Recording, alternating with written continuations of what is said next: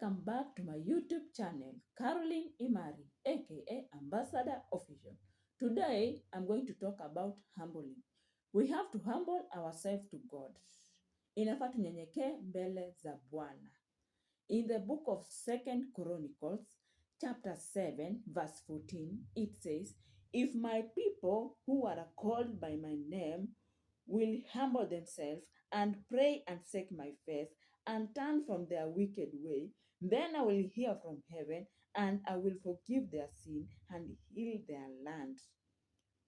We have to humble ourselves, kunyenyekea mbele za Bwana, by asking for forgiveness, kuomba msamaha mbele ya Mungu kwa yale maovu yote tumetenda, kama binafsi, kama taifa.